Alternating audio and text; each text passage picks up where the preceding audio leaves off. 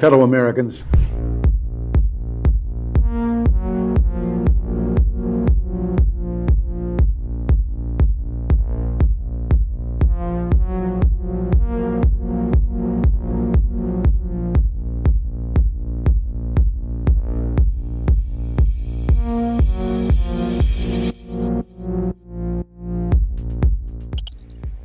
Whatever our hopes may be for the future, for reducing this threat or living with it, there is no escaping either the gravity or the totality of its challenge to our survival and to our security. A challenge that confronts us in unaccustomed ways in every sphere of human activity. This deadly challenge imposes upon our society two requirements of direct concern, both to the press and to the President. Two requirements that may seem almost contradictory in tone, but which must be reconciled and fulfilled if we are to meet this national peril. I refer first to the need for far greater public information, and second, to the need for far greater official secrecy. The very word secrecy is repugnant in a free and open society, and we are, as a people, inherently and historically opposed to secret societies, to secret oaths, and to secret proceedings. We decided long ago that the dangers of excessive and unwarranted concealment of pertinent facts far outweighed the dangers which are cited to justify it. Even today, there is little value in opposing the threat of a closed society by imitating its arbitrary restrictions. Even today, there is little value in ensuring the survival of our nation if our traditions do not survive with it. And there is very grave danger that an announced need for increased security will be seized upon by those anxious to expand its meaning to the very limits of official censorship and concealment. That I do not intend to permit to the extent that it's in my control. And no official of my administration, whether his rank is high or low, civilian or military, should interpret my words here tonight as an excuse to censor the news, to stifle dissent, to cover up our mistakes, or to withhold from the press and the public the facts they deserve to know.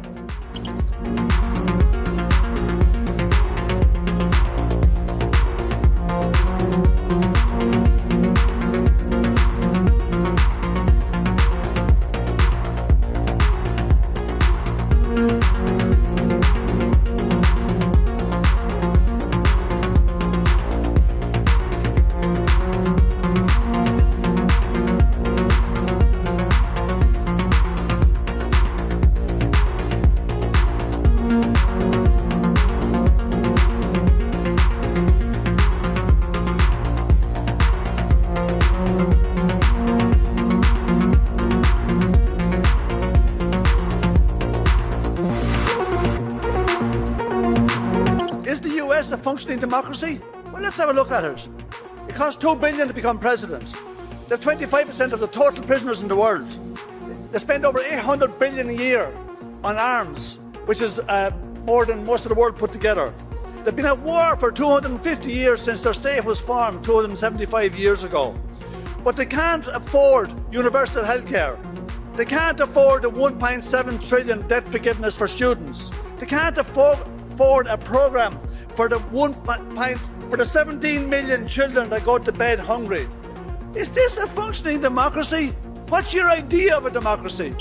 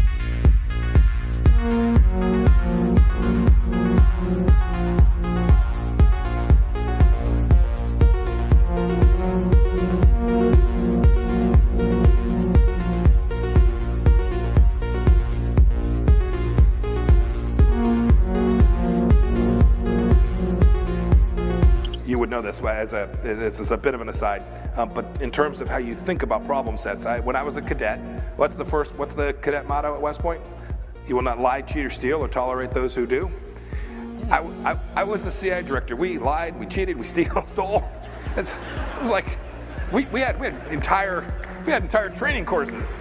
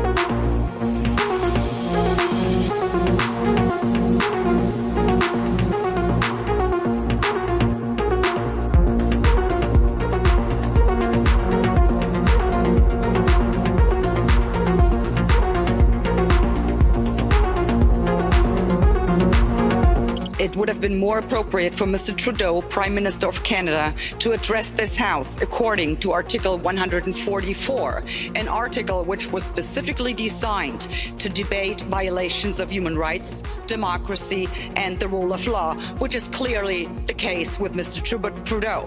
Then again, a Prime Minister who openly admires the Chinese basic dictatorship, who tramples on fundamental rights by persecuting and criminalizing his own citizens as terrorists just because they dared to stand up to his perverted concept of democracy, should not be allowed to speak in this House at all. Mr. Trudeau, you are a disgrace for any democracy. Please spare us your presence. Thank you.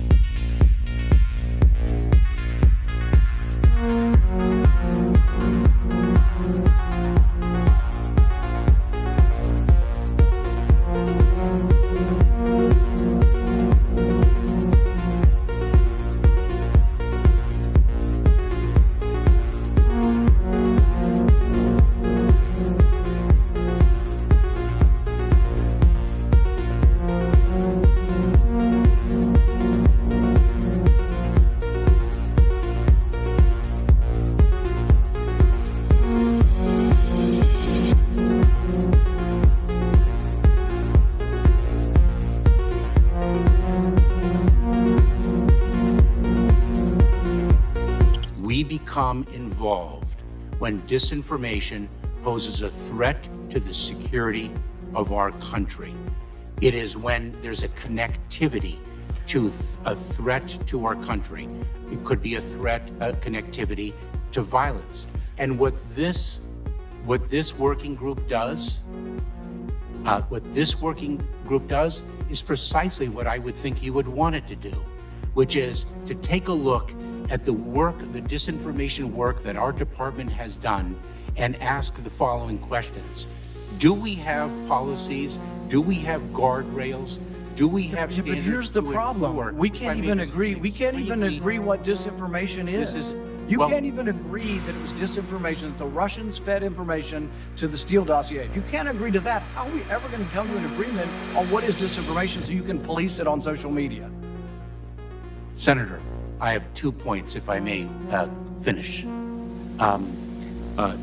Number one, that what this working group does, because it's not an office, what this working group does is ensure that there are guardrails, definitions, standards to make sure that the free speech rights, the civil rights, civil liberties, and privacy rights of individuals So are do not you think COVID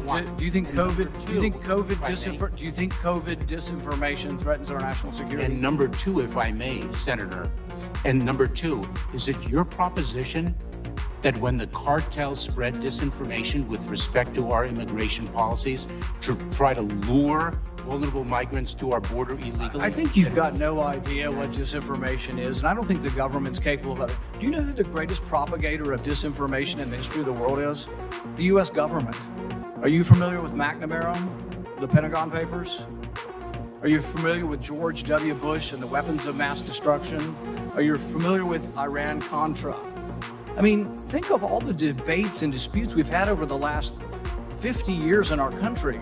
We work them out by debating them. We don't work them out by the government being the arbiter. I don't want you to guardrails. I want you to have nothing to do with speech. You think we can't determine, speech by traffickers is disinformation? You think the American people are so stupid they need you to tell them what the truth is?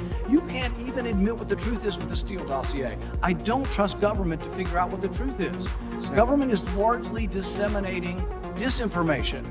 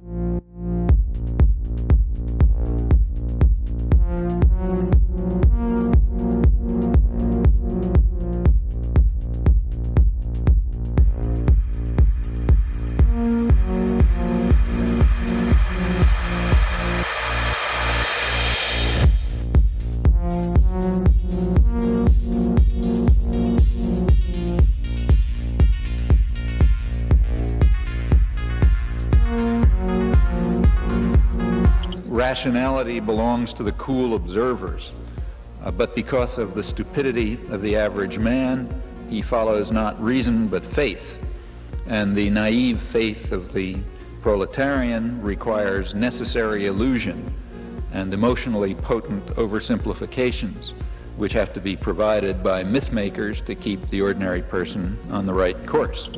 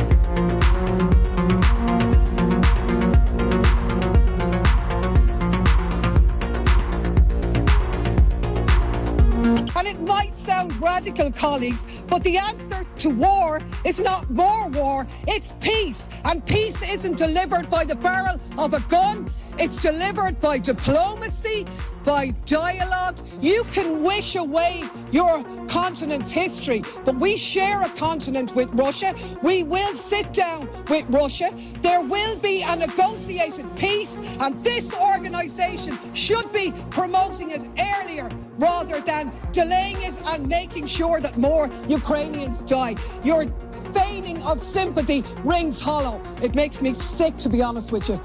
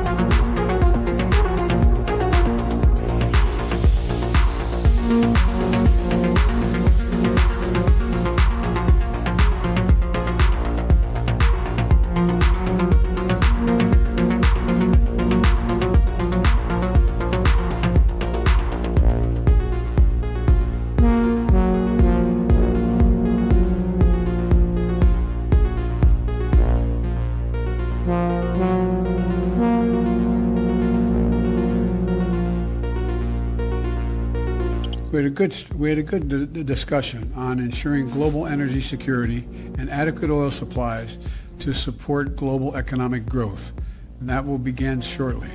I'm doing all I can to increase the supply for the United States of America, which I expect to happen. The Saudis share that urgency, and based on our discussions today, I expect we'll see further steps in the coming weeks. Are you worried about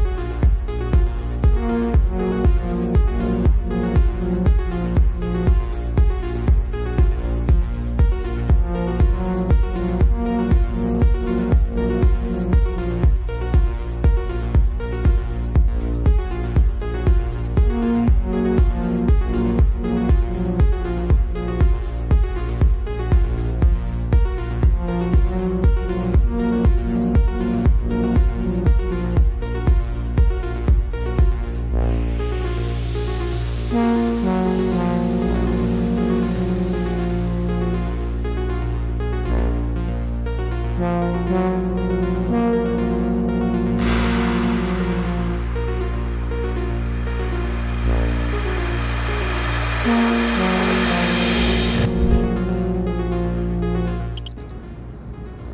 one of the four principal functions of the CIA is to gather intelligence and ideally forward it to the president, the users of information, the policymakers, as they say. There are other functions, however, some of them more legitimate than others. One is to run secret wars, the covert action that's written and talked about so much, like what's happening in Nicaragua today from Honduras. Another thing is to disseminate propaganda to influence people's minds, and this is a major function of the CIA. And unfortunately, of course, it overlaps into the gathering of information.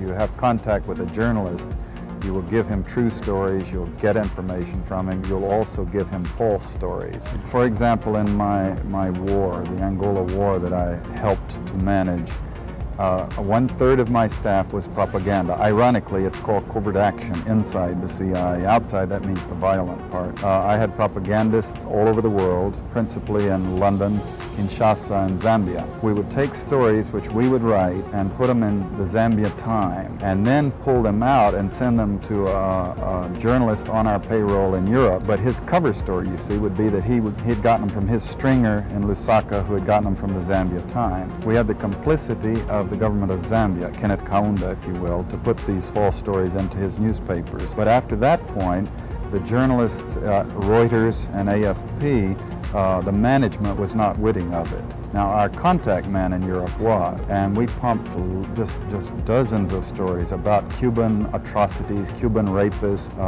In one case, we had the Cuban rapists caught and tried by the Ovimbundu maidens who had been their victims, and then we ran photographs that made almost every newspaper in the country of the Cubans being executed by the Ovimbundu women who supposedly had been their victims. These were fake photos? Oh, absolutely. We didn't know of one single atrocity committed by the Cubans. It was pure, raw, false propaganda to create an illusion of communists, eating babies for breakfast and that sort. Totally false propaganda.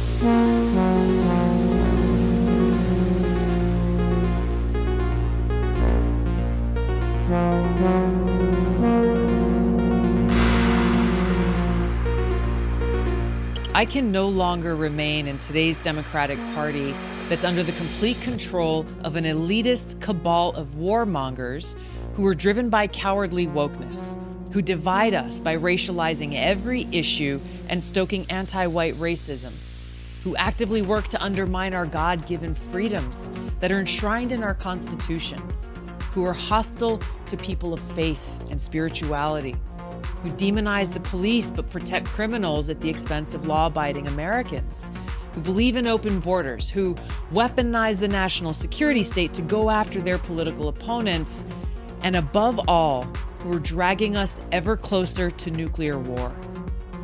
Now, I believe in a government that's of the people, by the people, and for the people. Unfortunately, today's Democratic Party does not. Instead, it stands for a government that is of, by, and for the powerful elite. Now, I'm calling on my fellow common sense, independent-minded Democrats to join me in leaving the Democratic Party. If you can no longer stomach the direction that the so-called woke Democratic Party ideologues are taking our country, then I invite you to join me.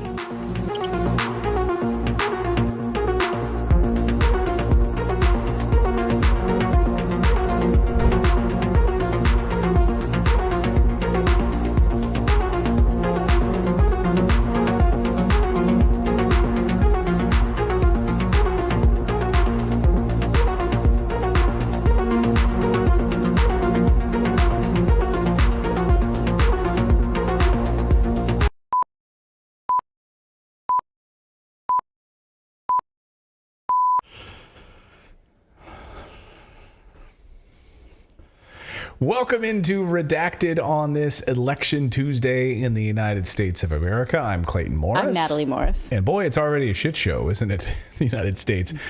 We've got a busy show for you tonight. We're going to talk about the man-made energy crisis, the goal to depopulate the planet. And this is all part of the World Economic Forum's plan. But President Biden keeps saying the quiet part out loud. He's telling the truth, and yet his administration, his lackeys that are all around him, keep coming out and trying to correct the record. And he keeps going out day after day and telling the truth about this man-made energy crisis. We'll talk about that. We also are going to talk about how President Biden and the Biden administration and the Treasury Secretary are allowing some companies to break sanctions with Russia. There are loopholes for businesses, probably not yours. This, again, is another example of the government choosing winners and losers. So we'll tell you about that. We'll go more in detail about that and not give away the farm. We're also going to talk about the tensions in Serbia. Don't do that. We're also going to talk about the tensions in Serbia, where we spoke to a journalist, a Serbian journalist, a great Serbian journalist, just a short time ago, because two border crossings have now been blockaded and taken over. We'll tell you who's doing that and why Moscow is not happy about the Western involvement inside of Kosovo. So the very latest on Serbia tonight we're going to talk about. And researchers in Germany have been able to link the vaccination program with an incidence of infertility. Are those two things related? We're going to look at the data and break that down, as well as more data about what the pandemic lockdown did to children. And this is going to make you want to punch the air with some weights. Punch the air with some weights, or like, it's a victimless crime. Okay. You just go and like that. Yeah, don't Hulk punch. Smash. Don't punch someone. Just punch the air with some weights. I've never heard that before. I just made it up. We'll also look a little bit more closely at some of this election craziness here off the top of the show, because there's widespread voter problems right now across the country. It's amazing how 2020 was fine. It was as we heard about, the most secure election in history, right? Everything was great. Now, 2 years later, what's going on? All of that and more. Let's get uncomfortable on this Tuesday, because Redacted starts right now.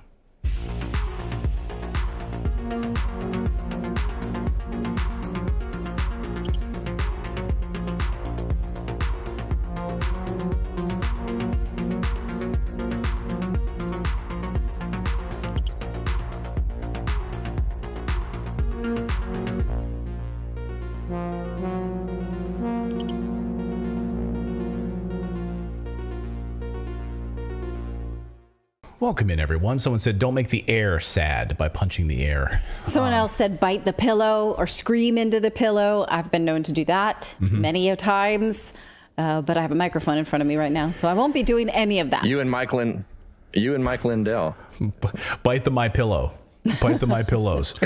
By the way, Mike Lindell, he's out with a whole group of watchers right now, all across the country, watching what's going on with these elections, poll watchers and so forth. But there's several states that are experiencing all kinds of problems at this hour. Voting machine irregularities in Pennsylvania's Luzerne County, claiming the voting machines ran out of paper, meaning some voters there had to cast provisional ballots. While a poll worker was driving to get more paper, you have Maricopa County having issues in Arizona. Voting machines there are experiencing issues. You have Mercer County, New Jersey, according to county officials. All of these issues right now. So technical staff are working right now to fix all of these problems. It's kind of crazy. You have about 10% of polling places in Maricopa County right now are experiencing problems with the tabulations. Okay. This is the kind of... And what's usually the margin of error in that county? 10%? Yeah, right. I just want to say this. You know, we have all these other countries, right, that are holding elections, and they're able to count modern industrialized countries that are able to count their election results within 24 hours. Yes. Like this argument right now that, it's going to be 8 days. We don't know. This is all. And now, and you heard it. I remember like 2 weeks ago when we started hearing President Biden talk about this. Yes. Well, we're going to, Well, the Trump administration said it also during the pandemic, but they said it would be because of pandemic restrictions. And specifically because voting staffers were elderly people, were more likely to be elderly people who shouldn't be in polling locations. Right. So, I mean, those are all, they're kind of logical when you think about them. Okay, paper shortage, though, that seems like a reach if we had already known. Or in Maricopa County, when you go to vote for, according to reports, if you're going to vote for a Republican, it won't let you vote for the Republican in Maricopa County. That's what, according to the early poll, early information in Maricopa County's recorder's office, said in a statement that once technical staff are working to fix this problem, when you go into the voting booth, once complete, they can insert their ballot in the secure slot on the ballot box, where it will be counted later. So they're having troubles with their votes in Maricopa County. But it's just crazy. I mean, it's just crazy that we hold our elections up in the United States to be the most secure and the most... Yes, we sanction other countries when we think they haven't done it well. Venezuela, we still don't... Yeah, go ahead. I was just going to say, we're the beacon of democracy around the world. We are the beacon. So we are the people that we want all of the world to emulate. You need to be just like us, and the democracy needs to be perfect like ours is, right? Well, and you know what we should do? I heard a suggestion. Maybe we should have a representative from a third world country come and watch our elections, just to monitor it. Oh, sure. That would go over well. They'd be nonpartisan. Yeah. Let's have somebody from, let's have somebody from Ghana come and just watch our elections. Right. Because we can't, apparently. I mean, maybe we could do it like the Miss America pageant. We would have one person representing every country come and watch. It doesn't have to be female, like a pageant, but that type of thing. One representative from every part of the world. And you get extra points for looking nice, or where you put your sticker. Yeah. Maybe we should have all of the people that we've promulgated coups in their country. They can come to our country and watch our elections. Like, we'll just invite the Ukrainians to come. We'll invite who else? I mean, Brazil, Venezuela. We'll invite all the countries that we carry out Guatemala. Sure. We'd have to rent a big space. What a better way to teach them actual democracy than hands-on training, right? Right. Yeah. Here's how we do it. So we'll keep our eye on this throughout the show. Obviously, polls will not be closed until later. And then, of course, it'll be, I guess, apparently a few weeks until we know who's winning these elections. It's just kind of crazy. Or who wins a majority. And that's what we're really looking for, is who wins a majority in the House and the Senate. Those balances of power do seem like they are going to tip in Republicans' favor. And then we'll have a fresh debate about taxes and all of that kind of stuff. Someone says, why don't you send the Iranians? Yeah, send the Iranians to take a look at all of this. Okay. Check it out. I appreciate that. With their technology. We have a daily newsletter. It's totally free. We'll have full coverage and wrap up tomorrow in the newsletter, first thing in the morning. So if you go to sleep and you don't know what's going on, we'll try to bring to you the very latest first thing in the morning in your inbox. Just go to redacted.inc. It's not .com, it's .inc. And sign up with your email. then you'll receive a welcome email to it'll probably go to your junk or spam folder because they like to do that to us. Then just click there and verify that you want to receive the newsletter, and make sure you drag it over into your inbox. So tomorrow morning, first thing in the morning, you'll get a brand new newsletter. We cover about 5 or 6 stories, and you can read it in about 5 or 10 minutes. So go there, redacted.inc, and subscribe to our kick-ass newsletter. That's the thing to do.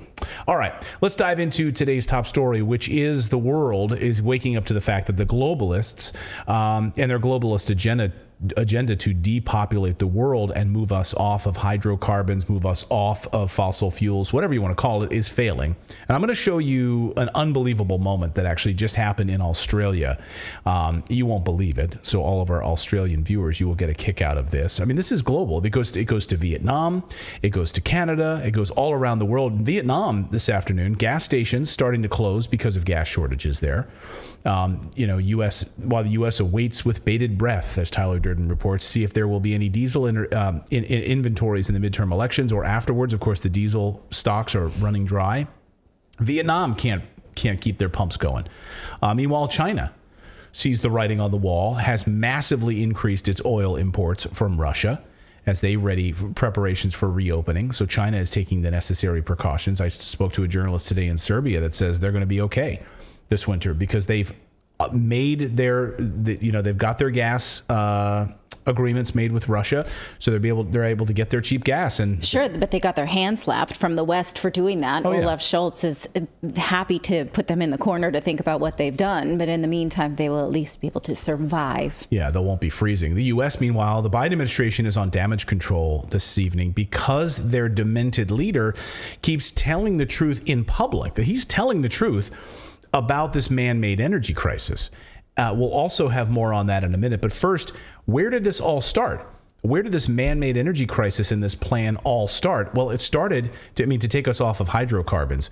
Did it start with, and where did the soup-throwing kids come into all of this? And to take us off of hydrocarbons and depopulate the world. Well, the World Economic Forum is on the record on multiple occasions admitting that the key to solving the so-called climate crisis is population control, combined with ending hydrocarbons.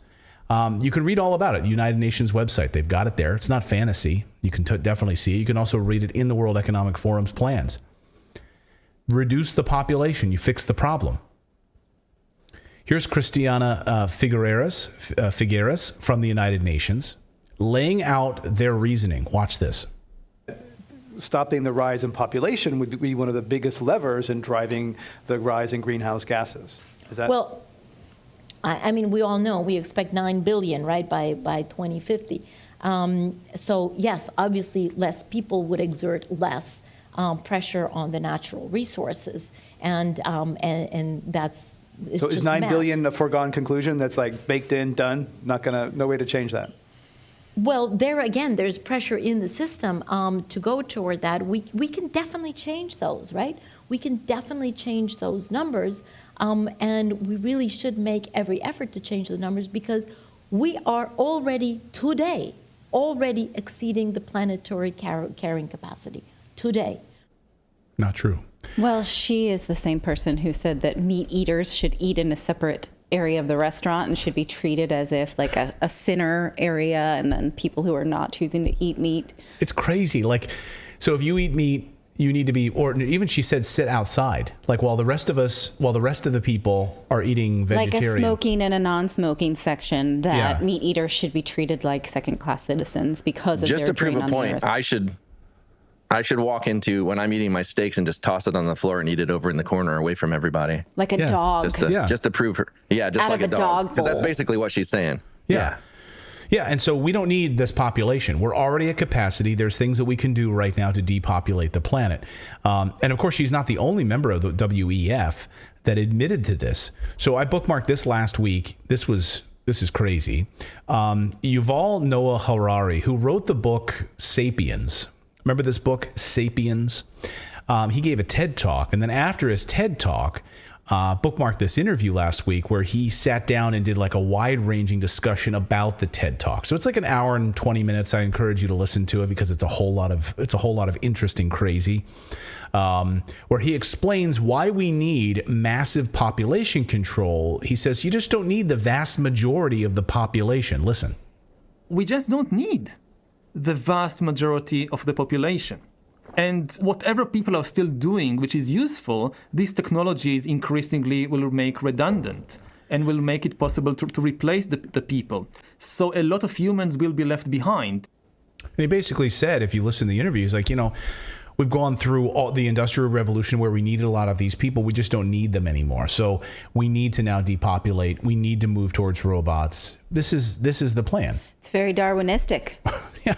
So, and then these Western-backed leaders fall right in place. I mean, they're carrying out this agenda from New Zealand to the United States to Canada, everywhere in between. You take away people's food, you take away people's fuel, and this is exactly what happens. This is how you get to carbon net zero more quickly. President Biden has repeatedly promised to eliminate coal plants, oil drilling.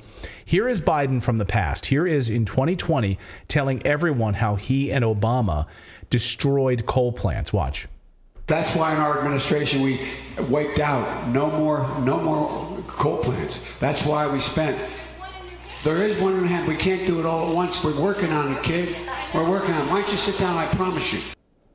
Just sit down, little lady. Sit down, kid. Sit down and shut up. Sit down and shut up. We know there's one in your backyard. We're working on eliminating it, okay? Me and my boy Obama, we've literally gotten rid of all of them, okay? Except for that one. We're getting to get to that one. Here's Biden this weekend, that once again telling us that he's going to eliminate coal and force them into wind energy and solar. Watch. So it's going to become a wind generation. And all they're doing is going to save them a hell of a lot of money, and using the same transmission line that transmitted the coal-fired electric on. We're going to be shutting these plants down all across America and having wind and solar. Okay. So wind and solar, right? So, I mean, his energy level between the two SOTs, the two different sound bites, it's just in 2 years. Like his, He's like, why am I doing this? Am I really doing this anymore? I'm still carrying the water for this stuff. I don't even believe what I'm saying. Maybe he does. I don't know. It's so ingrained in there. It's just like rattling around up in there that he just keeps regurgitating it. So, but it does feel very much the way he is delivering these is the way, the press took the piss out of Trump for just delivering the hits. Like he's just used to saying things like, does it mean lower gas prices? Does it mean something that I can signal that it's green? Does it mean something I can stand in front of that looks like a solar panel?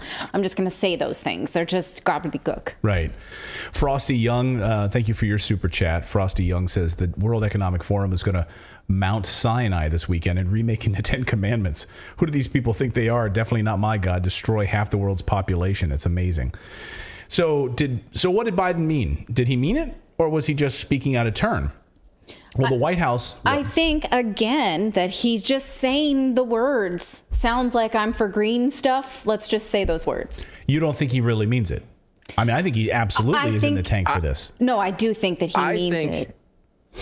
I think he meant it before, but I think now he's just out there just reading what he's told to say, and he's got they have an agenda that they passed to him, and they're like, look, just focus on these points, focus on these points. Where when he was more in his right mind, he did care about these things, and he fought against these things or for these things. I think he knows. I think he knew in that clip that we showed from 2 years ago, he knew how to present this in a way that was like, we're for the green stuff, but we're going to transition there nicely. And now he kind of knows the plan is we're going to, get rid of all affordable energy for most people. Their lives are going to suck. We'll present this in a political way, but he no longer has, I hate to say this, the sort of the star power to say those things with it just comes across the way he's not supposed to. So did he mean it or not? Let us know in the chat what you think. Did he mean it or not? I think he's programmed. He knows he's been harping on this stuff for years. He worked with Obama on this, and I think it's just rattling around up there, and he just regurgitates this. The White House, though, is now backtracking on this, and they're in damage control. And frankly, this is just absolutely embarrassing to watch them have to walk this back. Watch. So we just wanted to be very clear on that, which is why we put out a statement. It seemed like there was some confusion on that, and so, I want to say this: it was, some of you were there. It was loud and hard to hear. We're going to be shutting these plants down all across America. I think, or maybe not exactly what was being said, but I currently don't want to get into punditry from here and why we did it or do it or paid or did it on TV. But I spoke to this over the weekend. The president's words, we believe, were twisted. Oh, they were twisted. I think in those moments she was reconsidering her life choices. Yeah, she's like, what the hell did I sign up for? Oh my God. $100,000 a year. I could be doing something else for $100,000 a year. What are you going to say? I didn't really Philip? understand what she said. Like, it was so hard to follow even what she was saying. There are some points that I'll pull out of that, right? So she said, and maybe we should play it again. Let's play it again. I think it'll be much more clear to you when you see it a second time. Can you cue that up again? Let's watch. She's very clear. Very clear. So we just wanted to be very clear on that, which is why we put out a statement. It seemed like there was some confusion on that, and so, I want to say this: it was, some of you were there. It was loud and hard to hear. We're going to be shutting these plants down all across America. I think, or maybe not exactly what was being said, but I currently don't want to get into punditry from here and why we did it or do it or paid or did it on TV. But I spoke to this over the weekend. The president's words, we believe, were twisted. So that's okay. It was loud. Do you have a copy? You have totally. Yeah, I read the transcript, and they issued a separate statement. So Jean-Pierre issued a separate written statement that said the president's words were twisted and it was too loud. It was very loud there. So you didn't hear it. You didn't hear it, and someone else twisted. So someone else twisted his words around. So this reporter is that suggesting that it was edited and twisted, or is that suggesting that, like, how is she suggesting it was twisted? Well, we have clarification on this. A CBS reporter actually asked her, how was this twisted? And this is her response. Really briefly, to clarify something you mentioned here at the podium, you mentioned about the president's statement or what the president said on Saturday regarding coal. You mentioned a couple times or repeated a couple times today that those words were twisted. So who twisted them? Did Manchin twist them? Did someone else twist them? It's how it was reported out was being twisted. So and I want to be really clear because this is important. If you read the full transcript, the president was very clear commenting on a fact of economics and technology, as it has been from its earliest days as an energy superpower. America is once again in the midst of an energy transition, and the president is determined to make sure that this transition helps all Americans, and he's been very clear about that. And these weren't some novel comments as they were taken and twisted to be. The president has talked for years about this energy transition and the need to support coal communities through it, and so it was twisted by many others, and so we wanted to make sure that there was some clarity. Okay, the question was who twisted it, and she comes back with it was twisted. So there's no subject there. Who did that? Because we all understood something. Just don't ask those questions. Move on. Next question, please. You're not allowed. Watch that girl's face. When somebody's telling you an answer and you finally get it, you're like, oh, and she never had that aha, I get it moment in her face when she was listening to that. Yeah. No, someone in our chat said like, it's a clown world. It's embarrassing. It's embarrassing to be around these people. Another reporter, though, tried to get the answer as well. So she tried to get it, and then a male reporter tried to get it, but she dodges this. Watch. And we've laid that down very clearly. You heard from my statement. You heard from what I just said here today. Twist those words. He said we're shutting those plants down. Go ahead, Phil. Yeah. So it's very clear. We're shutting those plants down. Move on. Nothing to see here. Well, what I legitimately think about this is that the president probably knows that there is a plan to shut down all affordable energy in this sort of grander plan. And as they talk to him, they say, well, say these things that, we're going to gradually shift to clean energy. We're going to start to move away from these things. But people who are starting to have mental decline, people who are aging and maybe suffering from some kind of, I don't want to say the words, but you know what I mean, like elderly people who start to lose their mental capacity. Like dementia? Yes. Or Alzheimer's? I didn't know if we were allowed to say that. But when you are suffering from those things, studies show that your memories are last in, first out. It's kind of like the last things that you heard are the first things to go. And I think that he just doesn't have anymore the capacity to massage this message any longer. So we're just going to get it in a way that a maybe more with it politician could not terrify us. Yeah. Okay. So, of course, no one twisted his words. I mean, this is the plan. And so it might have been last in, first out. It might have been first in, last out. Who the hell knows what order it came in? It's certainly been in there for years because his boss has said this. And he worked on this plan with President Obama. We're going to be moving from coal to wind because you're going to bankrupt these coal producers. That's what we're going to do. We're going to bankrupt these fossil fuel producers. Here's his boss explaining it. So if somebody wants to build a coal power plant, they can. It's just that it will bankrupt them because they're going to be charged a huge sum for all that greenhouse gas that's being emitted. Oh, okay. So you can try to build one, but you're going to be run out of business because we're going to regulate the crap out of you, so you won't be able to do it. His whole team is on board with this. Biden's climate czar, John Kerry, just flew in his private jet to the COP conference and said the same thing as Biden just did. By 2030 in the United States, we will not have coal plants. By 2035, President Biden has set a target that we will be, in our power sector, carbon-free. Oh, carbon-free. Jennifer Granholm, Energy Secretary for President Biden. All, again, on the same page. They're all reiterating what's coming from the president's mouth. Watch. We obviously are all in on making sure that we meet the president's goals of getting to 100% clean electricity by 2035 and net zero carbon emissions by 2050. And, if you drive an electric car, this would not be affecting you, clearly. So, yeah, go out and buy an electric car, you peons. You can't afford it, I know, but you should go anyway. You should go and buy an electric car for $60,000. The grid that powers those electric cars is not clean, but okay, that sounds good for you to say. I mean, what a clown world we're living in. And then after all of that, so we have President Biden saying that on coal. Then he's walking back his coal comments. So the White House is on damage control, issuing statements. Please don't talk in public anymore. Please don't do it. In fact, this afternoon, they put a lid on the White House. So the president's not speaking anymore. They announced. Go back done. to the basement. Yeah, go back to your bunker. Do not talk anymore. Then he goes and does it again yesterday when he thinks the camera, I don't know if he knows the cameras are rolling or what's going on. Someone asks him about oil drilling. An environmental activist is like, yeah, but there's still oil drilling going on, Mr. President.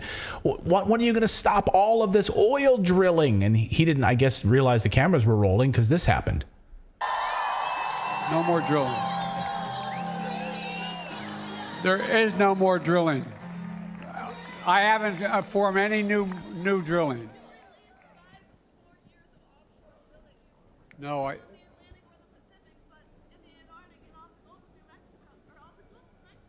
that was before I was president. We're trying to work on that, get that done.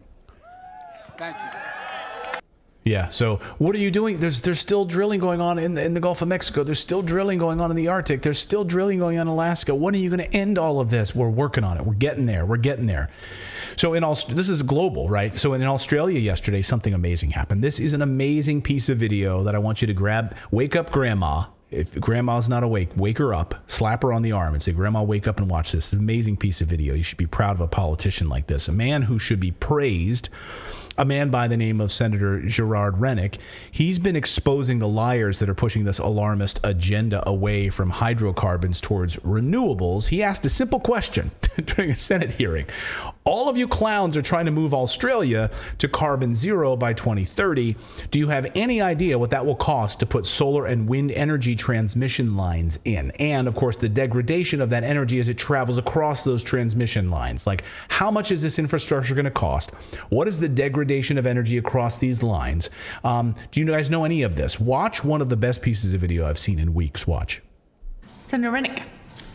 Yeah, hi guys. So just to confirm, it is 28,000 kilometres of transmission lines that you're looking to actually having to implement to reach the target, 43%. I'm probably not the expert on that, but my understanding is there are a number of ISP scenarios that range from 5,000 kilometres to 28,000 kilometres by 2050 to support various versions of the ISP.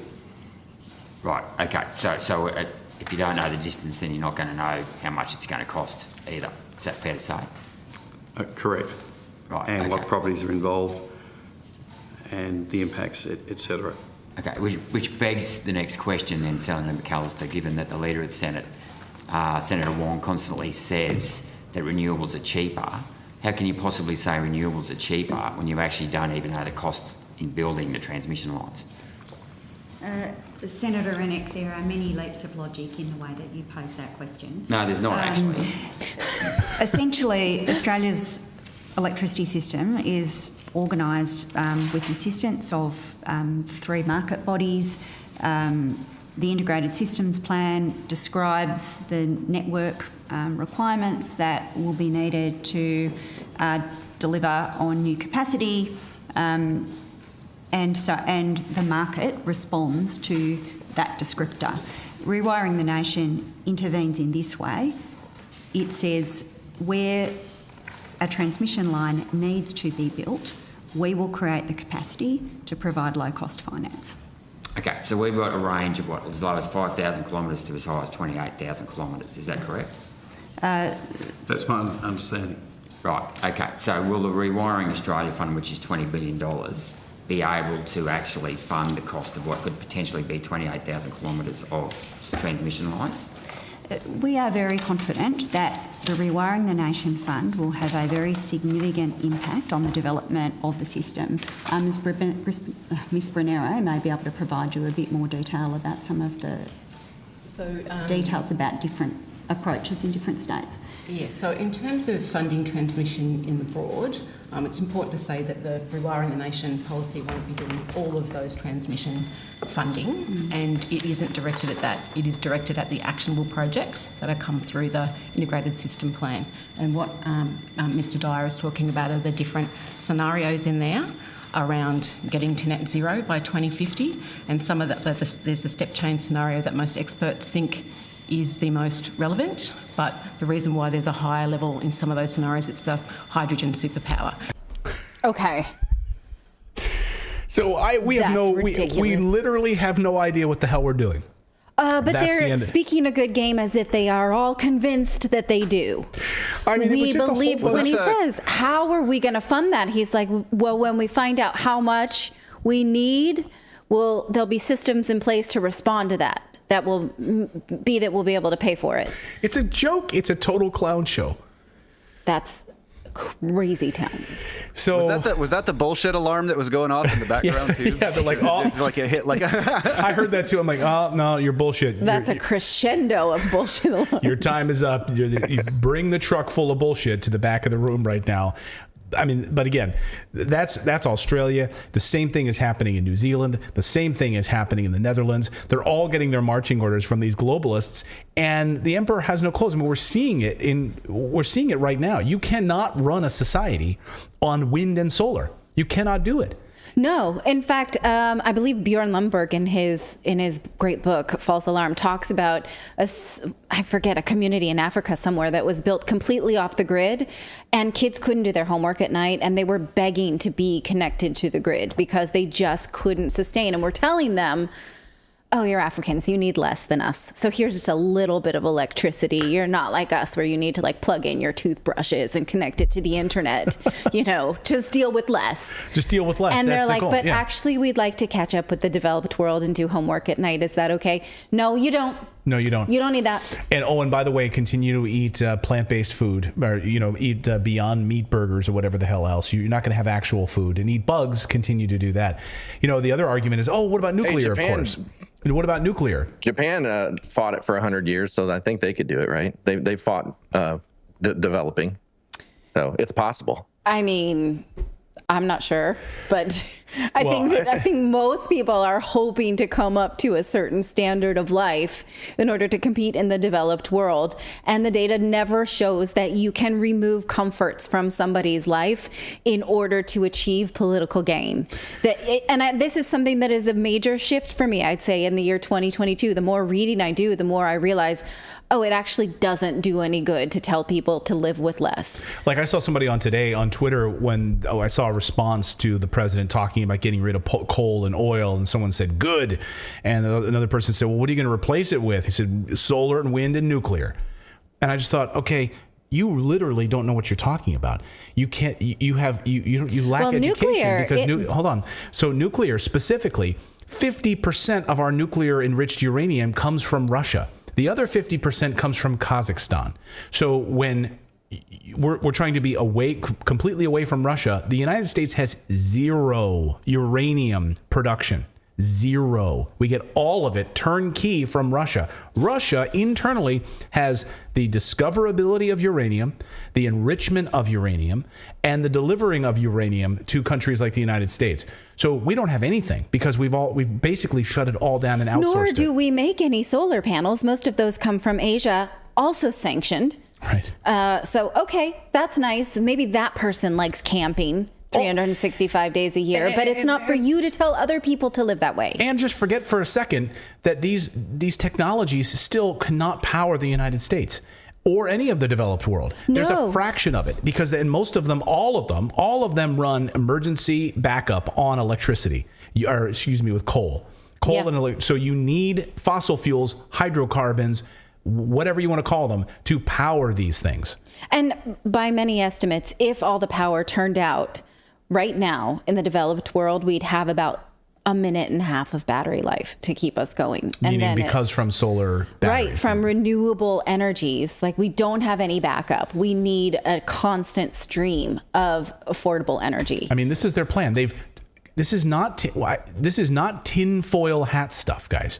They've told us this is exactly what they want. The speed of the transition away from hydrocarbons. They want it as quickly as possible. You listen to every member of the Biden administration telling you that. Every one of them. And it's not just the Biden administration, it's all around the world. All of these globalists and all of these globalist leaders who are following lockstep with what the World Economic Forum wants. So we've got more news to get to here on this election day in the United States.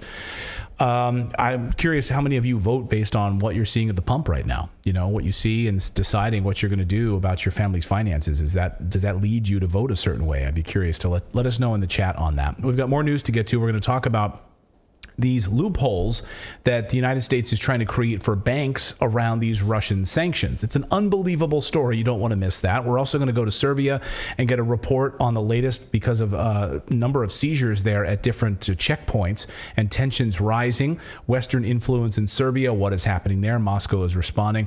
And we're also going to look at the latest on vaccines and some troubling new data about infertility and a whole host of adverse issues. But first, we want to tell you about our friends over at Audible.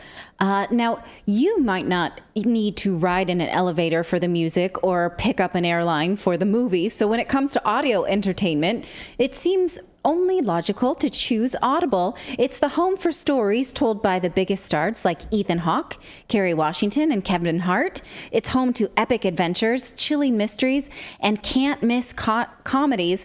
Audible is the home of storytelling, so let your imagination soar with audiobooks, podcasts, and originals. Audible is the home of storytelling with all of your audio entertainment in just one app. Find the best of what you love or something new to discover They have an incredible selection of audiobooks across every genre, from bestsellers and new releases to celebrity memoirs, mysteries and thrillers, motivation, wellness, business, and more. And as an Audible member, you can choose one title a month to keep from their entire catalog, including the latest bestsellers and new releases. Clayton and I also have a book on Audible. It's called How to Pay Off Your Mortgage in 5 Years or Less. Proud of that book. You can get it on Amazon, or you can get the Audible version read to you by this guy. That's Am right. I pointing in the right direction? Yes. This guy. I did right the there. audio recording for our audio. We are very proud of that, in fact. So let Audible help you discover new ways to laugh, be inspired, or be entertained. And new members can try it for free for 30 days if you visit audible.com/redacted or text redacted to 500-500. That's audible.com/redacted or text redacted to 500-500 to try Audible for free for 30 days. That's audible.com/redacted. I like what someone said in the chat. Your claim that the U.S. doesn't. So, Apolitical Blues. This is a funny comment. Apolitical Blues says your claim that the U.S. doesn't produce uranium is false. In fact, we produce a lot of uranium. In 2018, we produced 668 tons of it. 2018. What? It's a joke, obviously. That's a long time ago. And yes, we do not produce any uranium. Almost nothing. Do you know there are only 400 people that work in the uranium industry in the United States? That's how small it is. So, yeah, anyway, really, really interesting about our lack of uranium, but our dependency on it. 20% of our electricity comes from nuclear power in the United States, and all of that enriched uranium comes from Russia and Kazakhstan. Yes, which is why it's interesting that the United States is, yelling at other countries that are enriching uranium and saying, "Oh, you must be doing that for bombs. Let us keep that for you." Yeah, I mean, so let's talk about how ridiculous these sanctions are, right? I mean, sanctions, of course, put in place to harm Russia, but of course have destroyed the Western world, have destroyed most of Europe and the United States. Yes, but the government is taking this one step before total destruction for its friends and buddies. Basically, big money, big business is not necessarily going to be harmed by sanctions because sanctions are useless. Bloomberg today reporting that the U.S. government is actually asking big banks to keep working with Russia so that the economy doesn't collapse. Now, isn't that an admission that sanctions are a decorative sham, only made to let politicians grandstand? I would say this is a damning admission of that. Look at from this story from the Bloomberg article today, which, by the way, is very hard to find. Bloomberg has it hidden on their main page. Even if you search it, you have to search specifically the title. I found it very hard to dig this up. So you mean if you go to Bloomberg and you just simply search Russian sanctions and banks, this story does not come up. You have to specifically search the title, or I had to search for, because I saw other articles were summarizing this, but not for some reason hyperlinking. So when I went to go look for it, I had to search for either direct quotes or the people quoted in this. It's amazing. Why would Bloomberg hire reporters then to write stories like this if they're literally going to suppress them? Well, we're about to see why, because this is damning on the part of the government. So here's what the article says. It says, this exchange, which we're going to show you in a second, puts on display how the country's largest banks are caught in the push-pull between the Biden administration and Congress on sanctions. Behind the scenes, the Treasury and State Departments have urged banking giants, including JP Morgan and Citigroup, to keep doing business with certain strategic Russian firms, according to people familiar with this source. Now, Bloomberg says that this is to avoid mass starvation. Okay. This is what we've been saying too, right? But it's nice that a Bloomberg reporter is actually validating that this is something that could happen. And that the White House is saying, that it could be mass starvation, right? I mean, this is Well, we're going to get to that. So Bloomberg is positioning this as a Congress versus the Biden administration type thing, but the Russian sanctions put in place this year were done so by the president under the International Emergency Economic Powers Act. So the sanctions are coming from the president. Congress is trying to take some credit for it, but mostly by showboating. But then the Biden administration is secretly sort of undermining their own sanctions for their friends so that big business doesn't fail. Does this make any sense? Listen to Bloomberg's explanation. What are we seeing in terms of, is this the Biden administration versus Congress? Yeah, I think in some ways it really does feel like that for these banks. You know, just a couple of months ago, all of the big bank CEOs were on the Hill in front of Congress, and they faced a lot of pushback for continuing to do business in Russia. And a lot of folks were really calling for stronger sanctions, wanting these banks to just do a wholesale exit. And now what we've learned is no, actually, you know, behind the scenes, Treasury and State are really asking these banks to continue to bank certain firms. There's very specific industries that they're really looking at, but they want to see, you know, energy prices and food prices stabilize worldwide, and so they're asking these banks to step in where they can. It's a pretty complicated issue, right? Because it's not just broad sanctions that are making things difficult, but really individual policies that might also be making compliance quite hard. Yeah, no, I think that's exactly right. You know, a lot of the cases, these are not companies in Russia that are actually sanctioned, but the banks have just done such a broad-based pullback, partly because of their own internal risk and compliance departments, and that's really what you've seen kind of slow things down. And so that's where Treasury and State are trying to say, no, guys, look, this company, these industries really are not under sanctions. We want to see you step in here. We don't want to see a broad-scale pullback. They're trying to avoid things, you know, like mass starvation. They want energy prices to come down. They're trying to really contain some of the adverse impacts that this sanctions regime has had around the world. So then the president and Congress are giving us this media runaround saying, we don't need Russia, right? We can hit them below the belt. We're too good for them. But then that's just tough talk. And then behind the scenes, they're running to their big banking friends and saying, you can still work with Russia. In fact, we need you to. This was made clear in September when Representative Brad Sherman, a California Democrat, grilled JP Morgan CEO Jamie Dimon, and he said that he had proposed legislation that would close these loopholes that lets the banks continue to work with Russia, which were, this is not a loophole, that was left there in purpose. Yeah. For their friends. Right. And then Dimon said, you know, well, actually, these are not loopholes. I wouldn't put it this way. This is an amazing display of chest thumping. Take a look. House of Representatives in May passed my bill, the Russia and Belarus Financial Sanctions Act, which would block that loophole. Unfortunately, the Senate remains somewhat dysfunctional. So the question is, are you going to exploit that loophole? But I'll be more specific. Mr. Diamond, has J.P. Morgan cut its ties with Gazprom and Vitol?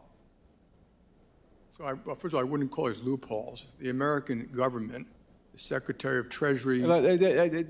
Please don't respond. I didn't ask you to respond to my editorialization. He's like, they are letting me do it. And he's like, don't say that. To Gazprom and Vitol. We are following the instructions of the American government as they asked us to do it. So you are not... I think they're doing so the a answer great is, job. Mr. Diamond, it's a yes or no question. You have not cut your ties to Gazprom and Vitol. Do you continue to own a major stake in the Russian bank, Sberbank? No, we do not own a stake in Sberbank. I think that's in a mutual fund somewhere. And we've materially cut out some of the I hope you would cut all your Gazprom. ties to Gazprom and Vitol, and let me go on to Citigroup. Have you cut your ties with Lukoil and Vitol? I just had one other thing. I don't think... Not on my time, you can't. No one is doing... Reclaiming my time, Mr. Diamond. The time belongs to the gentleman from California. All right. So you see her face there? I clipped it because I couldn't believe she did that, because he's about to say, no, we're doing what you, the government, is allowing me to do. It's not a loophole. I'm doing exactly what's allowed, and I'm going to explain that. And then her face is like, we're not going to let you say that. It's such a condescending smirk that I have to play it for you again. So I clipped it. Nope. Can't say that. I just can't get over. So, I mean, when we were talking about the story earlier today, the idea that the Treasury Secretary under Janet Yellen and the Biden administration goes to Jamie Dimon and these other big bankers and says, quiet, shh, here's what we want you to do. Continue to do business with Russia. Don't talk about it publicly because we need you to do business with Russia. Otherwise, there will be mass starvation. there will be a global economic disaster. And so these representatives get to stand up there and be like, well, we hope that you don't work with Russia. Yeah, these loopholes. You found a loophole. It's all they're doing is chest thumping, like I said. Now, earlier in the exchange, Representative Sherman had said ESG funds, which are made to invest in the planet, are the opposite of investing in Russia. So we hope you don't do that and you're just doing the ESG funds. ESG funds are stupid bullshit. They're a scam. We've talked about this before. So Sherman's statement that investing in Russia is the opposite of what is good is political mumbo jumbo. And Sherman was an accountant at one point. So I find those statements even more unacceptable because they are not quantifiable. What Diamond is saying here is that he's doing what the government allows and instructs. And if they were asking him to do something they didn't like, you better believe that he would call up his army of lobbyists. They're not going to do something that hurts them for anyone's politics. The other way around, actually. And that's the thing. When you look at these sanctions, if it has something to do with them losing money, then they're going to work with Russia. If it has to do with the regular person's, our lives, people can't heat their houses and stuff, we're going to keep the sanctions. When it comes to us, they don't care. When it comes to their pocket, their bottom line, they all of a sudden give many shits. They've got shareholders they've got to take care of, and they only care about their bottom line. Yes. Only. Now, the quote that Bloomberg presents to us from an attorney who specializes in trade sanctions makes it even more clear that this is congressional theater. He says, Congress needs to understand this. The U.S. government has not imposed a comprehensive embargo with Russia. There's still pockets of business that are allowed, says this person. He continues, the Treasury Department will continue to have meetings to educate banks on those pockets of allowable sanctions, especially in the humanitarian space. So while you, little peon citizen voter, have to figure out how to not collapse your own finances during wartime economy, the banks don't have to worry about. They have government advisors helping them not lose. Bloomberg says that the Treasury and the State Department officials have called on lenders to continue to offer basic services such as U.S. dollar settlement, payment transfers, trade finance offerings. So, while the media is telling you about all the little piddly Russian businesses that are suffering because sanctions are so hard and tough, what they're not telling you is who gets to skip them, right? So you'll see big posts about how this Russian Instagrammer no longer can make money because of sanctions, right? And so we're celebrating this, but the big banks don't have this. So once again, it is the government deciding who are the winners and the losers. So if you have a company that deals with Russia that's too small, screw you, you lose. But the big boys, no, they're going to be fine because the government's walking them through it, which proves just once again that they're going to choose the winners and the losers. It probably is not you. And the sanctions are just a big load of bullcrap show. Yeah, and they'll finance all of these members of Congress's campaigns. They will continue to shovel money. It would be interesting to see Jamie Dimon say, well, Mr. Sherman, maybe you should disclose to this committee how much money we've donated to your campaigns over the years. Would you like to? No, but that's the reason they shut him down. And pretend to put on a theater. Yeah. No, not on my time. You're not getting away with this. Get away with what? Telling me what we are actually doing? You want to discuss the rules without discussing the rules. Well, what's amazing is that he won't let him answer the question. He knows, he's about to tell. I don't know, Philip, I know it's throwing you under the bus if you're able to grab that sound again. I thought it was amazing because he's literally asking him the question, are you using these loopholes? And Jamie Dimon's telling him, well, these aren't loopholes. I was asked by the Treasury Secretary to use these back doors to Russia. Otherwise, we will have mass starvation and global collapse. Watch. And he's like, not on my dime. The House of Representatives in May passed my bill, the Russia and Belarus Financial Sanctions Act, which would block that loophole. Unfortunately, the Senate remains somewhat dysfunctional. So the question is, are you going to exploit that loophole? But I'll be more specific. Mr. Diamond, has J.P. Morgan cut its ties with Gazprom and Vitol? So first of all, I wouldn't call these loopholes. The American government, the Secretary of Treasury... Please don't respond. I didn't ask you to respond to my editorialization. Just a specific question. Have you cut the ties to Gazprom and Vitol? We are following... Sorry. Yeah. It's amazing. We have to call them loopholes, so please don't respond. And it's condescension. That is probably one of the most annoying videos I've seen in a long time. Yeah, add that to Senator Rennick, and we got a good show. It's unbelievable. Well, and did you hear him say after he was finished, he's like, and I think they're doing a good job. Like he kind of slid that in there. Yeah. I don't know if you heard it over the argument. Right. And so it takes the wind out of these representatives who want to play tough and pretend they're really coming down on the banks when the banks are there saying in the open, you guys let me do this. So you told us to do allowed. This. You told us to do this. Yeah, that's why we knew. Remember at the very beginning of all of this, with all the sanctions, we're like, hey, all these banks are still in Russia. Remember, we were reporting it here on the show. They're like, oh, McDonald's is leaving, all these. But all the banks are still in Russia. All these, they're like, we're not going anywhere. That reminds me of, like, I have a child who's 6 and a child who's 12. And sometimes I pretend the older one has a strict bedtime when he doesn't in front of the 6-year-old. Where I'm like, everyone's got an early bedtime tonight. And then I look at my son and I'm like, wink, wink. Yeah. And he's like, what did I do? And I was like, you're going to bed early. Right? Like, this is exactly like what the shit I pull on my 6-year-old. And then the younger kids are like, oh, good. The older one's going to bed too. Everyone's going to bed on it. Right? And so anyone who buys this is like on the level with my 6-year-old at this point. Yeah, that's right. We've got more news to get to on this election Tuesday. We're going to talk about what's going on in Serbia. We spoke to a Serbian journalist a short time ago. Really interesting discussion around the tensions that are unfolding there because 2 checkpoints have now been taken over by Western-backed police forces, police troops. So we'll tell you about that and Moscow's response to what's happening in Serbia. We're also going to look at the very latest on COVID vaccines, and troubling data around vaccines and ties to new connections to infertility, among other things we will get to in a second. All right, but first we'd like to tell you about our friends over at HelloFresh.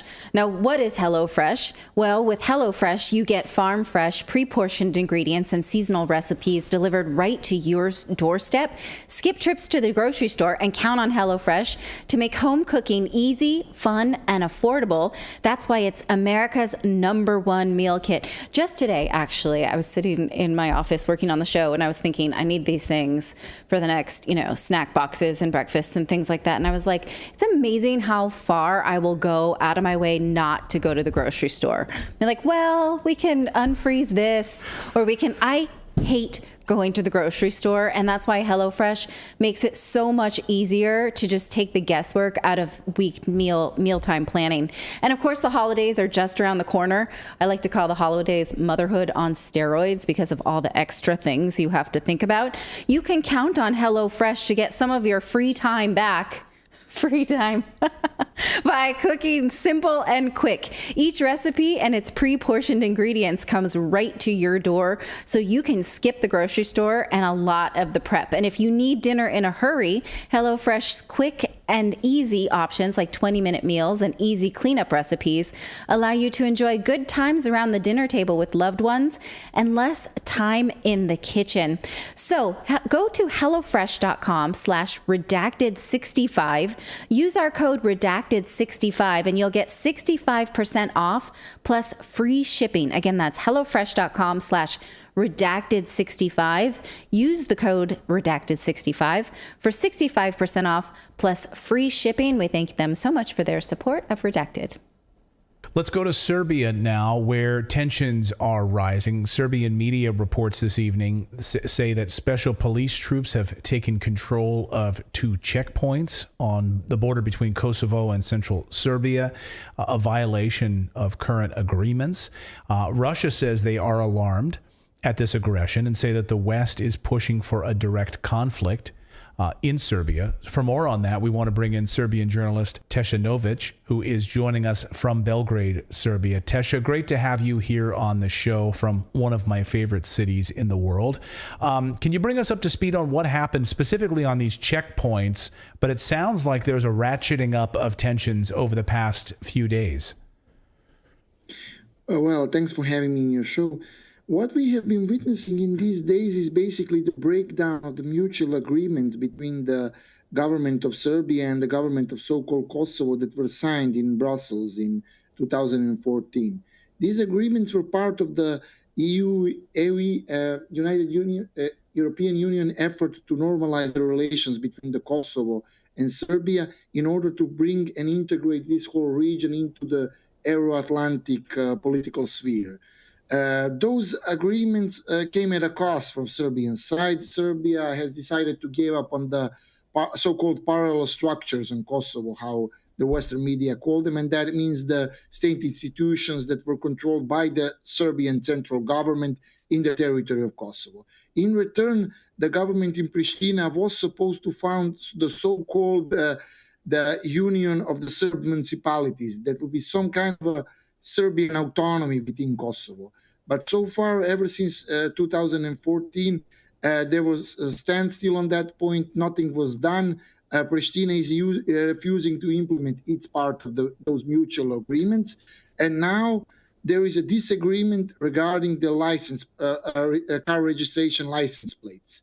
The reason why the Albanian side from Pristina doesn't want to implement the points of the mutual agreement that were kind of a compromise from this side is because they want to save those as a pressure point towards Belgrade. And I think that the reason why is this going on now is not coincidental. It's connected to the, as you know yourself, to the spillover effects of the war in Ukraine and to the fact that Serbia hasn't imposed sanctions on the Russian Federation.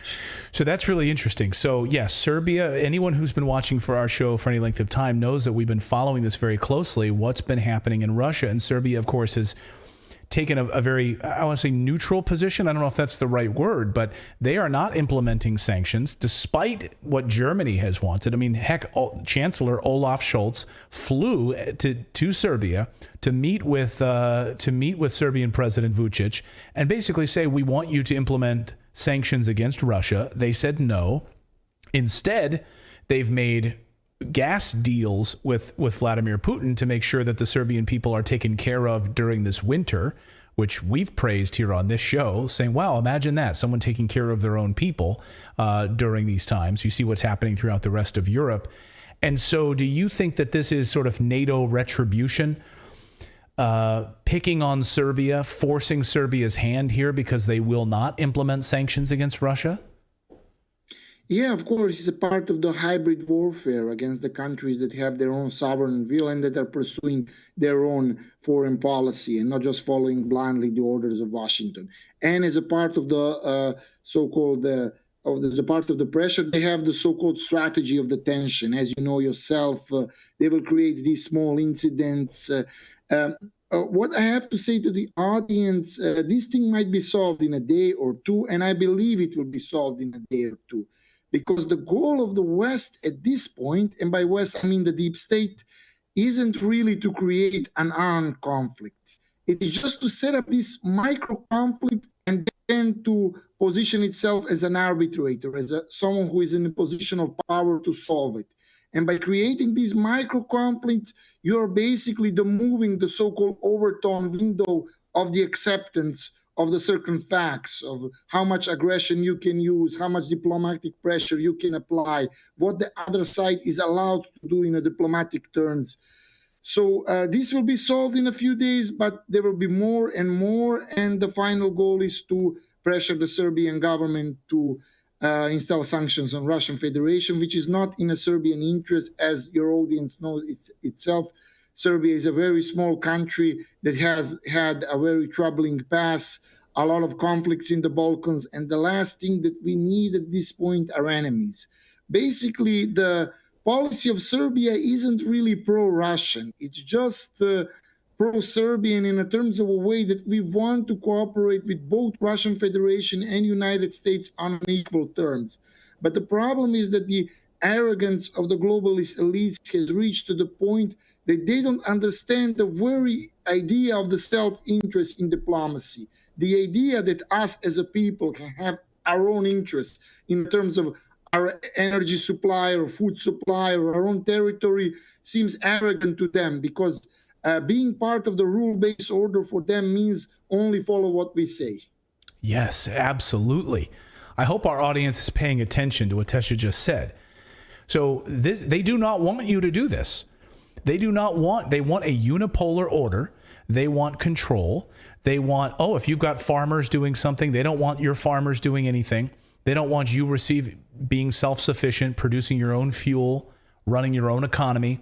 They want all of these things controlled, right? And they want a unipolar order. And of course, what you're hearing from Vladimir Putin and others is, no, that's not the way we're moving forward. A lot of people in the United States are saying we need a multipolar order.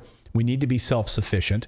So what are the Serbian people, when you're on the streets, when you're talking to shopkeepers, when you're talking to people that run the stores or just out in the parks, what are you hearing from the Serbian people? How do they look upon this pressure from both NATO and from the European Union and Washington to impose sanctions on Russia?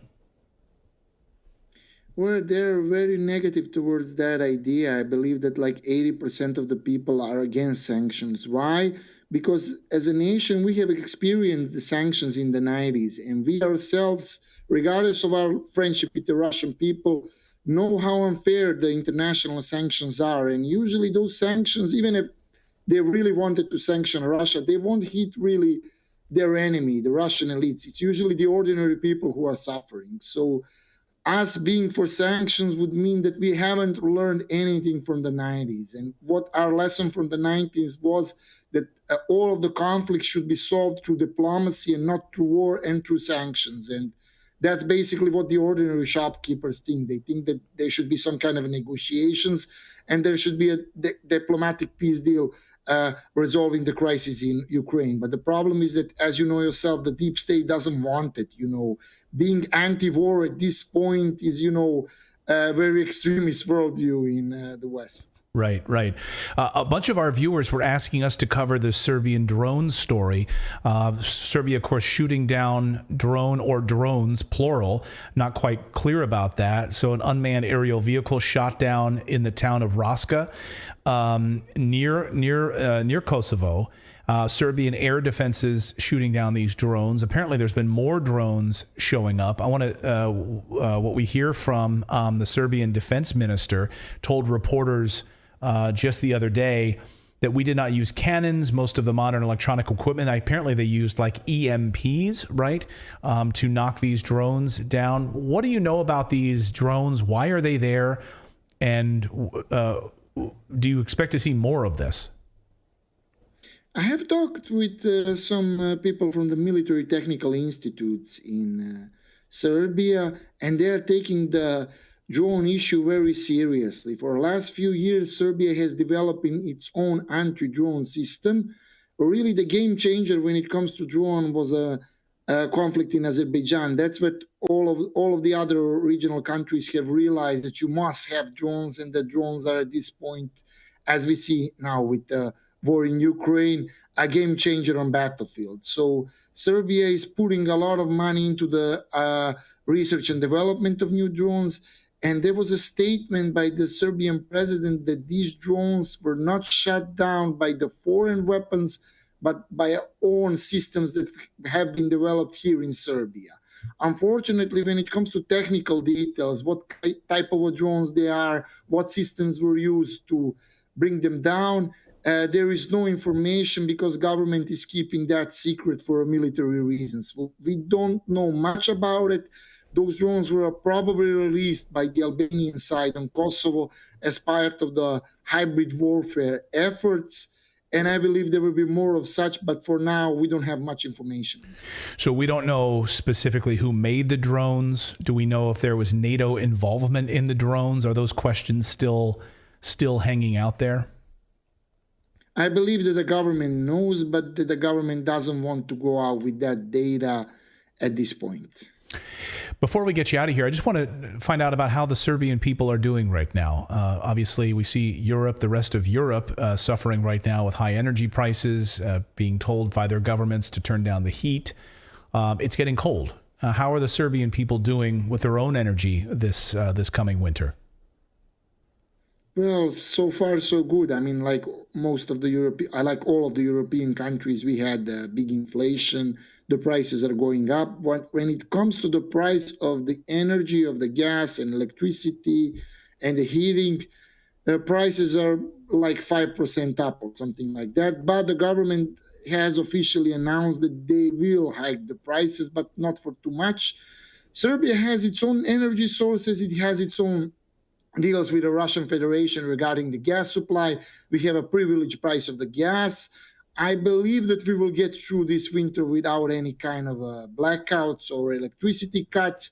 It will, of course, have its price. We will probably lose $1 billion or $2 billion in debt that we will have to pay for that extra electricity and gas that we will need this year. But the situation here isn't that bad as it is in some of the other European countries. Tesha Novic, Serbian journalist joining us from Belgrade. We appreciate you joining us. Thank you for your fantastic insights into what's happening there. We will have you back on real soon. Thank you so much, Tesha. Thanks a lot. A pleasure for being here.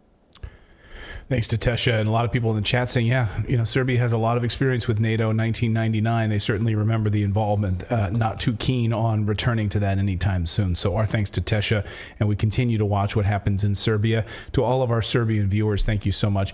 And why it's so important to have on independent journalists like Tesha and the other journalists that we feature here on the show. I just think outside of the mainstream media, you just are not going to see. I was just reading some of the comments on our Haiti coverage over the past few days, and I was just touched, and much love to all of you for your kind words. You're saying, one person said, I was watching the BBC all day, and I didn't see one mention of what's going on in Haiti. Nothing. Not on CNN, nowhere. So, when you're able to support independent journalists, we want to support as many independent journalists who are doing great work like Tesha on this show. That's what this show is all about, giving independent voices, cutting through all of the mainstream media garbage and lies to bring you the truth. That's our goal here on this show.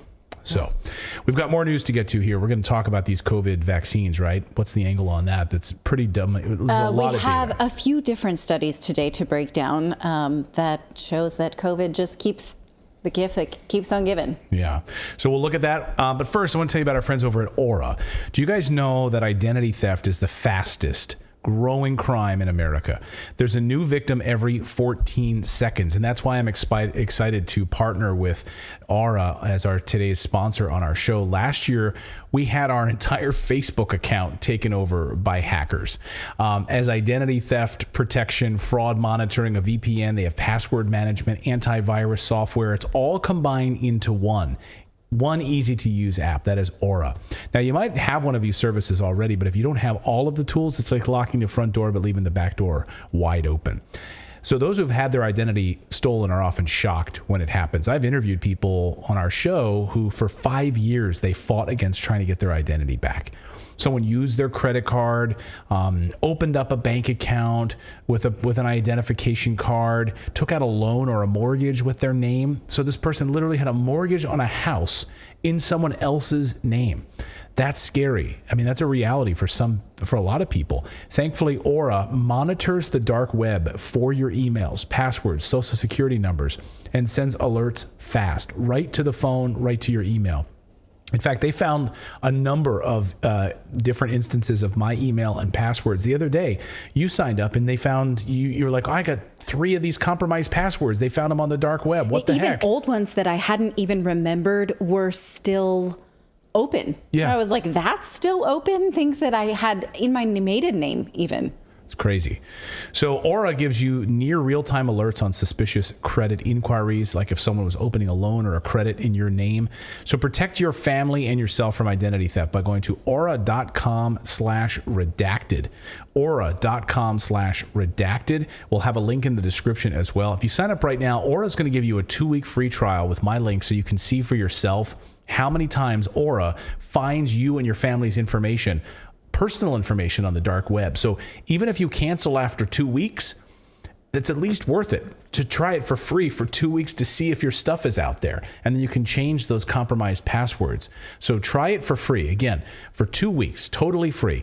Sign up with our link. Go to Aura, aura.com/redacted. Again, it will be in the description of today's video. So our thanks to Aura for sponsoring this show. We couldn't do the show that we do here without the support of our sponsors. So thank you so much. All right, a few new studies about COVID and how it is the gift that keeps on kicking us all in the butt. First, now COVID or the vaccines? Well, both, actually, because we're going to talk about what lockdowns did to children. We're going to talk about what the vaccines continue to do to young men, particularly, and this about what the vaccines may have done to young women in their reproductive years. A study from Germany's Federal Institute for Population Research shows a, quote, strong association between the onset of vaccination programs and the fertility decline 9 months after. So researchers are saying that fertility in Germany, and they are able to link this to Sweden as well, but for different, there's some different data points there. So we're going to focus on Germany, that fertility is down 10%, and they are unable to link this to other factors such as changes in unemployment, infection rates, or COVID-19 deaths. They are finding a strong association between the onset of the vaccination program and fertility decline 9 months later. So here is a chart that shows fertility rates in Germany steadily increasing through 2017, and then it starts to plateau a little. But then if you look at the years between 2021 and then recently in 2022, there's a precipitous drop. And they mention, and then we're going to see exactly when vaccinations were administered, mostly in Germany. The next chart shows monthly adjusted fertility rates in Sweden. Again, same precipitous drop right after those vaccine programs were rolled out. So if you look at the change, that's the next chart I'm going to show you, the change year to year, 2021 to 2022 of live births, the number here, if you specifically look at the last column for the birth rates that we have in early 2022, the column on your far right shows decline of 8%, 10%, 10%, 11%. And then it does seem to be declining. So there's some questions here. Again, the same can be said in Sweden. If we look at the column on the far right, it starts to decline, 6%, 4%, 7%, and then it peaks at 12%. Which, again, if we start to think about vaccines in these countries were really rolled out around May or June of 2021, and then we count forward 9 months, then we see those peaks in infertility. So that's interesting. Now let's compare that again with when the vaccines were administered in Germany. That tracks May or June of 2021. See the peak of these vaccinations, first dose, second dose. So when you count, I know those of us who have had babies, it's annoying when people say 9 months because it's really 10 months, it's 40 weeks, but you kind of get the first month off. But nevertheless, we're going to go with this. Yeah, you birthing people. Don't call us birthing people. So then again, 9 months later, fewer babies. Now, we have spoken many times about how the vaccine is associated with altered periods. And again, without regular ovulation, it is much harder to get a baby. But what about the babies that were conceived?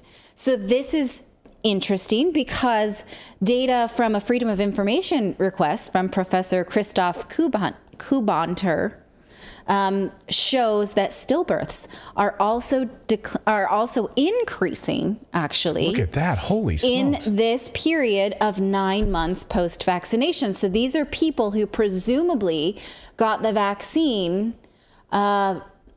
early into mid 2021 and either already were pregnant or about to get pregnant and then had this awful result from their pregnancy. So there are questions here that are lingering, like, will it sort of level out? It does seem that these birth rates are coming back up and the stillbirths are declining. So is this a result of, is this associated with first and second dose and then it will not continue? It was a sort of a short-term phenomenon in disruption of reproduction and then maybe coming back because your body recovers. That would be a hopeful interpretation of these numbers. Yeah, that would be good news. We just don't know. All we know right now is a correlation. We don't know a causation.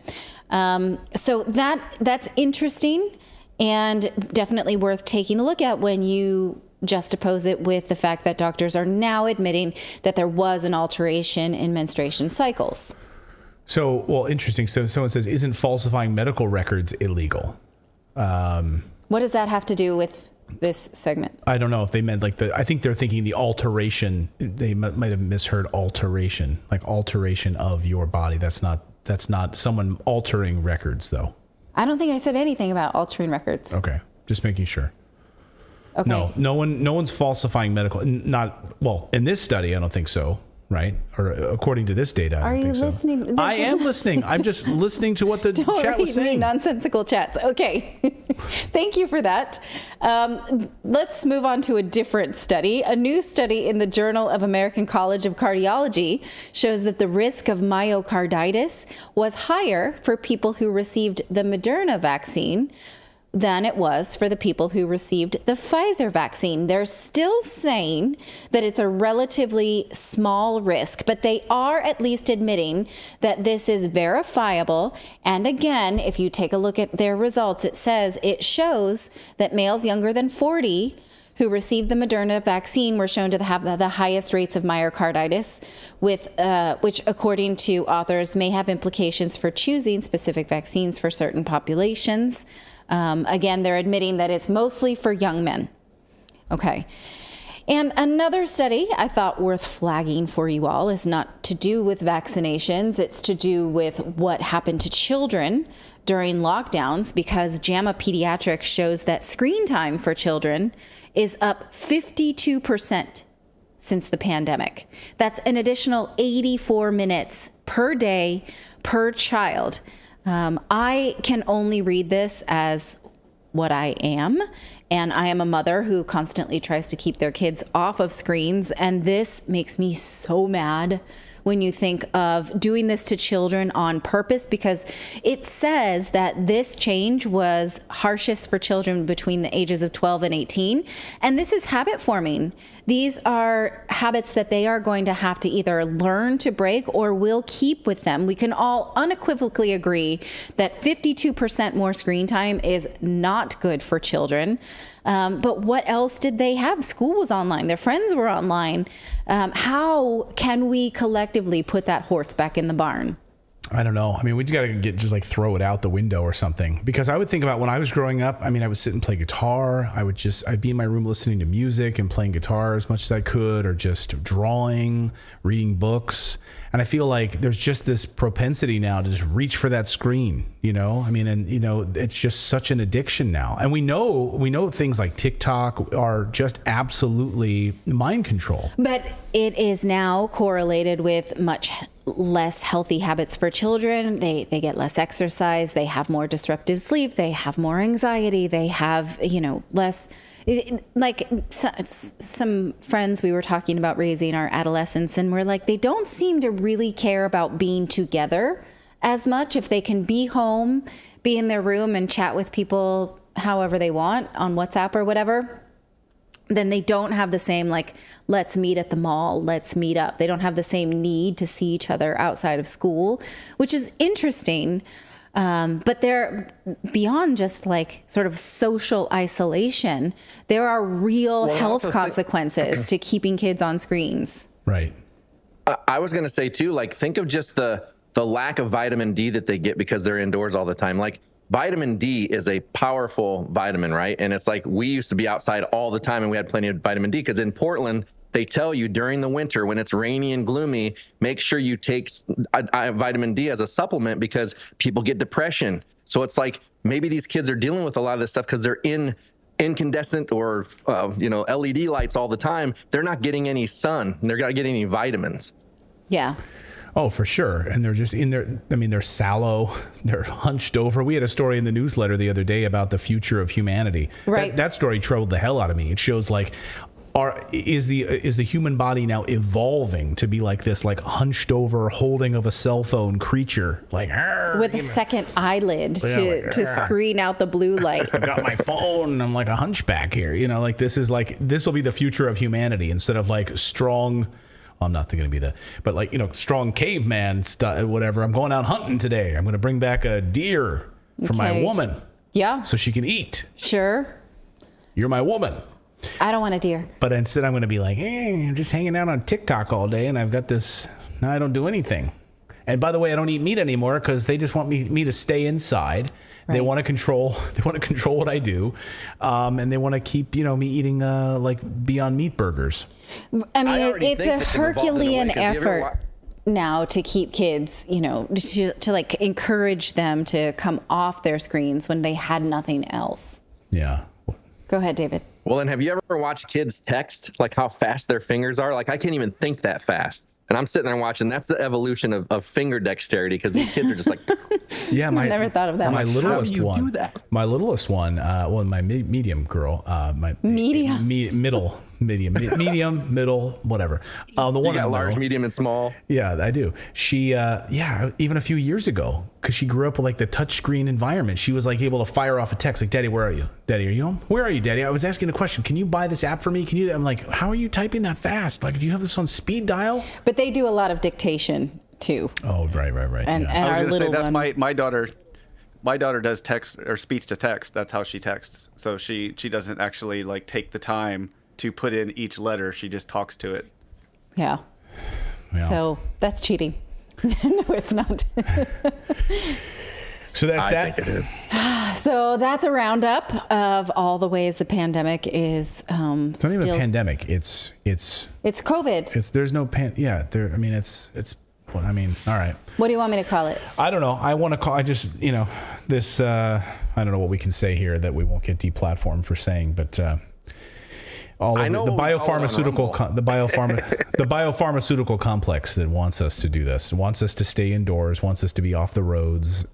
Literally, read their plan. They want us to not even working in cities anymore. They want the reduction of them. So of course they want us to stay home. Well, this also tracks with the story you did in the beginning of the show about how global powers are not interested in birth rates. Right. For them, that's fine. That chart is totally fine. Oh, that's great. Oh, you mean we're declining births? Wonderful. That falls right into what Bill Gates wants. Yeah. That's exactly what they want.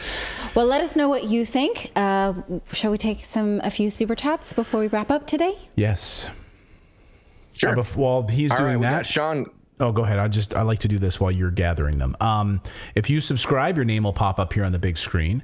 Our goal is to get to, I think, 3,500 or 4,000 redacted 3,500 for now. All right, 3,500 by New Year's Eve, which is my birthday. That'd be a great birthday present to have you guys supporting independent journalism and become a Redacted Rebel VIP, which means that we release members-only content ahead of time, special exclusives, and it's just a way for you to support independent journalism for the price of a cup of coffee once a month. If you want to support us, you can. If not, it's totally free. You don't have to, but you can if you go over to redacted.inc. You can do that. It's not .com, it's redacted.inc, and then click on the right side of your screen. It's our community tab. Just click on that, and where you can become a VIP. Instead of the left side of the screen, click on the right side of the screen and join our community. And again, for the price of a cup of coffee once a month, you can support independent journalists and what we do here. So become a VIP member today and join. And our thanks for supporting what we do here. Again, it's a free show, so we put a lot of hard work into it, and we've got a big team that we try to bring this news to you every day. So thank you. All right, let's get to some super chats. All right, we got Sean Graves. All new cars will be wind up. Kind of like that idea. I like that. Take a little energy, like the opposite of Flintstones, not with our feet, but with our hands. Yeah, maybe you could use a treadmill. Yeah. Tricky Trini. 2, they are just ping-ponging stupidity off of each other. I'm not sure if they're talking about you two or who they're talking about. No, I think that I saw that it was about politicians, the sort of. Okay, good. Yeah. Okay, good. The Senate hearings. If I thought it was about you guys, I wouldn't have read it. Yeah. It's okay if you do. Sometimes we ping pong stupidity off of each other. Yeah. Lucas Maciero, nuclear fission is not the way, fusion is the way. So nuclear fission is not the way, fusion is the way. Okay. Thank you for that. Fission, no. Fusion, yes. Ivor Kismok, you know that thorium is now cheaper and available worldwide, much cleaner than U-238. With a 99-year shelf life, power would be cheap for all. Interesting. Yeah, interesting. Go ahead. Did you want to? No, go ahead. Okay. Goran Stolovic, USA bankrupt USSR with SA increasing oil production and destroying oil market. They tried same effect with sanctions, but they backfired, and now it's destroying the West. That's right. They tried. They tried with Saudi Arabia. And then we got another person, Andrew Topliff. Thorium reactors are the future. So maybe we should look into thorium. Thorium reactor. Yes. And then the last one, Brandon McGee, Clayton, definitely the cook in the house. Just saying. I don't know. I cook the breakfast. Natalie cooks the dinners mostly. Yeah.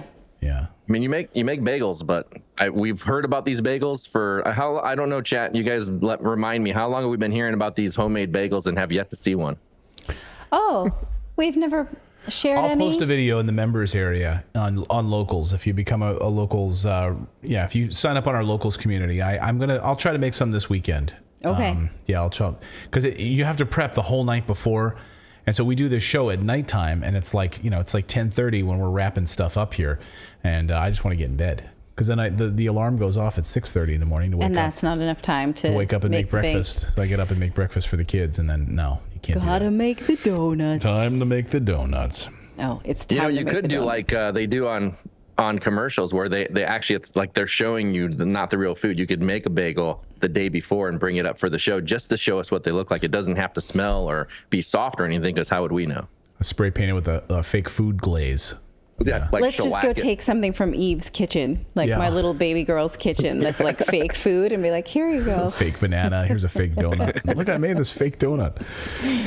All right, everyone. We want to thank you so much for joining us on Redacted tonight. Really, really appreciate it. So the Maricopa County, they're apologizing for the problems with the voting machines. They've issued a statement. Maricopa County official apologizing for the broken voting machines. Pennsylvania has extended voting in Lucerne County because of the paper shortage, so they're going to extend it there while they got new paper. A lot of craziness going on. We will have a full kind of recap tomorrow on some of the craziness here on Redacted at 4 p.m. Eastern time. That's when we are live. So please subscribe to the channel. And you have to turn on the little bell notification. You have to hover over it with your mouse if you're on desktop, I think, and flip that on so that you'll receive a notification when we are live. And the same thing with Rumble as well. You have to turn on those notifications. So much love to all of you. We'll see you back here once again tomorrow at 4 p.m. Eastern time. Like Biden, bye-bye.